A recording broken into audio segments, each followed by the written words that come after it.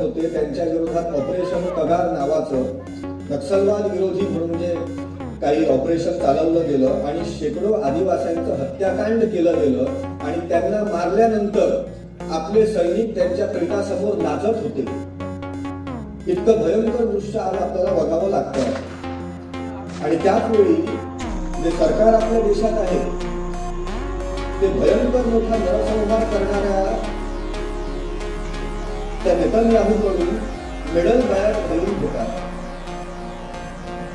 हे राष्ट्रीय स्वयंसेवक संघाच्या पाठिंब्यातून तयार झालेलं भाजपचं तेच सरकार आहे. या राष्ट्रीय स्वयंसेवक संघाबद्दल आपण हे लक्षात ठेवलं पाहिजे की त्यांचे दत्तोपंत ठेंगडी नावाचे जे नेते होते ज्यांनी त्यांची कामगार चळवळ संघाची कामगार संघटना ज्यांनी मुळात चालवली, त्यांनी मनुस्मृती दहनाबद्दल म्हटलं होतं की जसं अलेक्झांड्रियातलं जी लायब्ररी जाळली गेली तसा हा प्रकार आहे.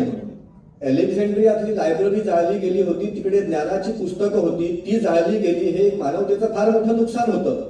इथे मनुस्मृती जाळताना काही ते ज्ञान कोणाला मिळू नये म्हणून जाळलेली नव्हती, सगळी पुस्तकं जाळली नव्हती. एक प्रतिकात्मक पुस्तक जाळलं होतं त्यातल्या शोषणाच्या विचाराच्या विरोधात. आणि त्यावेळी ते सांगत होते की हे अलेक्झांड्रियातली लायब्ररी जाळण्यासारखं आहे.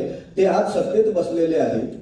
70 वर्षापूर्वी जेव्हा हिटलरचं राज्य आलं युरोपमध्ये आणि त्याने जूनचा नरसंहार सुरू केला तेव्हा इकडे राष्ट्रीय स्वयंसेवक संघाच्या नेत्यांनी त्याचं समर्थन केलं होतं.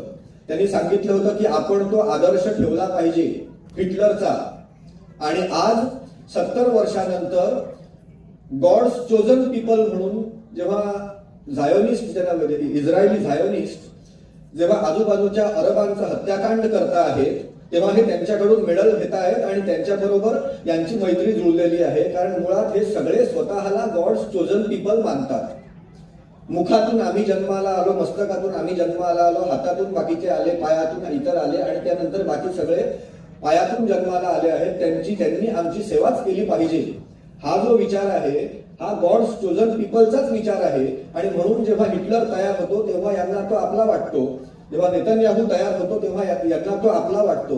आणि त्याच वेळी त्यांना समर्थन करत असताना हे आपल्या देशामध्ये जो शोषित समाज आहे त्याची अक्षरशः हत्याकांड करत असतात. तर अशा काळात आज आपण ही महात्मा फुलेंची द्विशताब्दी आणि मनुस्मृती दहनाचं हे 100वे वर्ष साजरं करतो आहे.